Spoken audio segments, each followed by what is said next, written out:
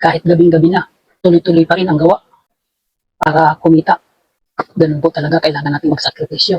Dahil napakarami na po ng mga responsibilidad na ating pasanin. Kaya kailangan kumita ng pera para may pambayad sa mga pasanin na bayarin.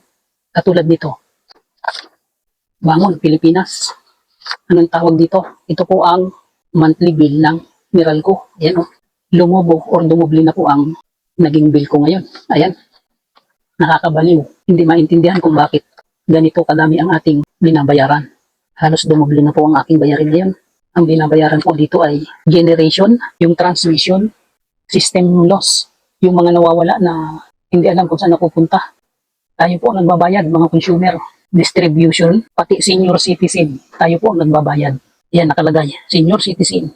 Pinapasan sa atin ang babayarin. Government taxes, pati tax ng Meralco. Tayo po ang nagbabayad. Sila ang kumikita, pero tayo ang pinapagbayad, consumer. Dapat ang nagbabayad po ng tax ay yung kumikita. Universal charges. O, meron pang universal charges. Napakalaki po ng mga amount niyan. Ayan, 231, 213, 200 yung government taxes, 200 ang babayarin ko dyan. Pati ba naman tax ng kinikita ng Meralco? Tayo ang nagpapasan yan.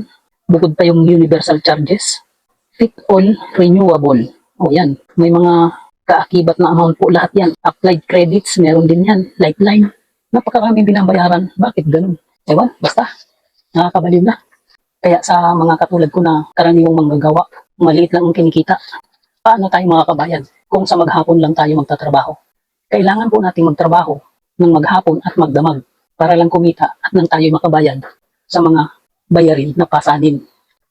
Ito, nakakapagod na pero kailangan nating magsikap para tayo ay makatupad. Paano tayo makakapahinga kung patuloy na lumulobo ang problema dito sa ating gobyerno? Pati like and share po ng video na ito. Kung ganito ang nararanasan nyo, follow na rin po kayo dito sa page ko at samahan nyo akong dumiskarte para mabayaran ang mga bill ko. The real life Dickens, real glow. Expresses the reflections of a common worker. Driver. Technician and a barber.